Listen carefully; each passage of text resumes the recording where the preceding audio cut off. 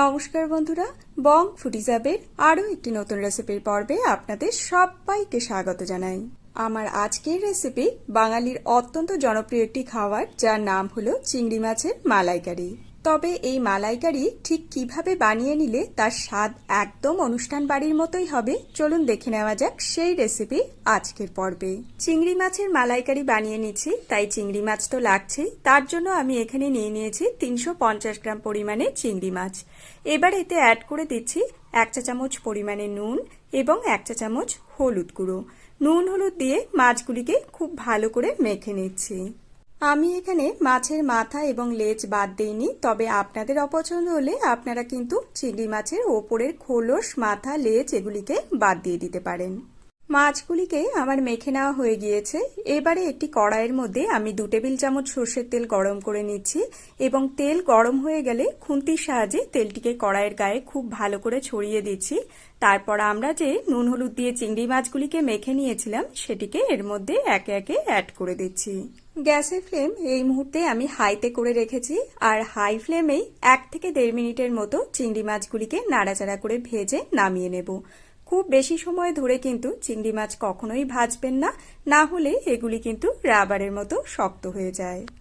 আপনারা যারা আমার এই ভিডিও দেখছেন তারা কোন দেশ থেকে দেখছেন বা কোন রাজ্য থেকে দেখছেন এবং আমার ভিডিও আপনাদের কেমন লাগে আমাকে কমেন্ট বক্সে অবশ্যই কমেন্ট করে জানাবেন। প্রথম ব্যাচের মাছগুলিকে ভেজে তুলে নেওয়ার পর দ্বিতীয় ব্যাচের মাছগুলিকেও আমি ঠিক একইভাবে 1 থেকে 1.5 মিনিটের মতো হাই ফ্লেমে নাড়াচাড়া করে ভেজে নামিয়ে নিচ্ছি। সব চিংড়ি মাছগুলিকে ভেজে নামিয়ে নেওয়ার পর কড়াইয়ের মধ্যে আমি অ্যাড করে দিচ্ছি আরও 1 টেবিল চামচ সর্ষের তেল। তেল ভালো করে গরম হয়ে এলে ফোড়নের জন্য অ্যাড করছি একটি তেজপাতা, 1 টুকরো দারচিনি এবং 3টি থেতো করে নেওয়া ছোট এলাচ। গ্যাসের ফ্লেম লোতে রেখে ফোড়নটিকে 20 থেকে 30 সেকেন্ডের মতো নাড়াচাড়া করে ভেজে নিচ্ছি।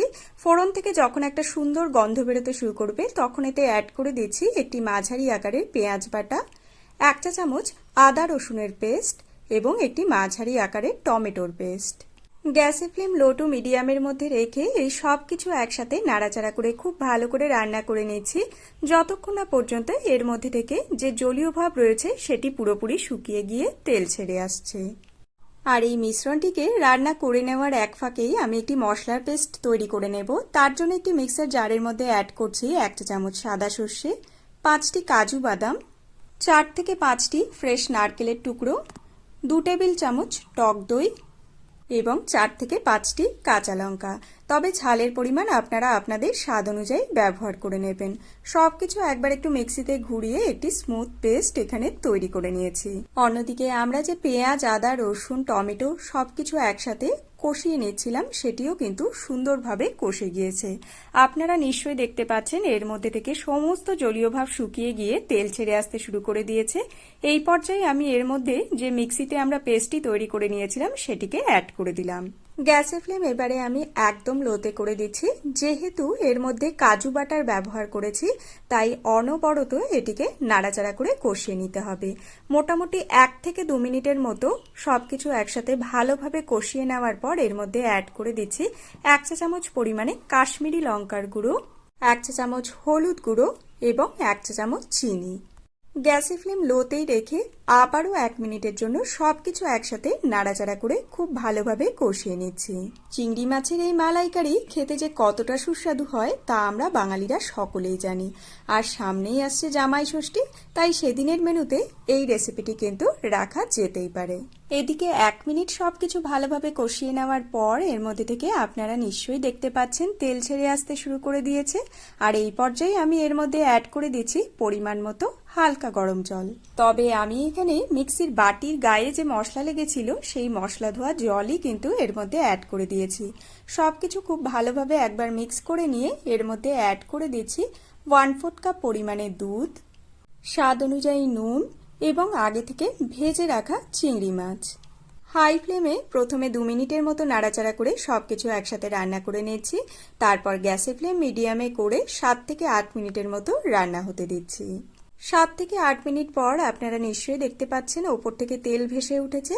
এই পর্যায়ে আমি অ্যাড করে দিচ্ছি 1 চা চামচ পরিমাণে গরম মশলার গুঁড়ো এবং 1 চা চামচ পরিমাণে ঘি। এবারে লো ফ্লেমে সবকিছু একসাথে 1 মিনিটের মতো নাড়াচাড়া করে গ্যাসের ফ্লেম বন্ধ করে ঢাকা দিয়ে 5 মিনিট স্ট্যান্ডিং টাইমে রেখে দিচ্ছি। তারপর গরম গরম ভাতের সাথে পরিবেশন করব চিংড়ি মাছের মালাইকারি। আর এটি খেতে কিন্তু অসাধারণ হয়। তাহলে বন্ধুরা, আমার আজকের এই রেসিপিটি যদি আপনাদের ভালো লেগে থাকে, ভিডিওটিতে একটি লাইক দিয়ে আমাকে উৎসাহিত করবেন এবং কমেন্ট করে জানাবেন কেমন লাগলো। চ্যানেলে নতুন বন্ধু হলে সেই সাথে চ্যানেলটিকে সাবস্ক্রাইব করে পাশে থাকা বেল আইকনটি প্রেস করে আমার পাশে থাকার একান্ত অনুরোধ রইল। যদি আপনারা রেসিপিটি ফেসবুক পেজ থেকে দেখে থাকেন, তাহলে পেজটিকে ফলো করার একান্ত অনুরোধ রইল। আজকের মতো তাহলে এই পর্যন্তই বন্ধুরা। দেখা হবে অন্য একটি নতুন ভিডিওর সাথে অন্য আরেকদিন। সবাই খুব ভালো থাকবেন, সুস্থ থাকবেন। ধন্যবাদ।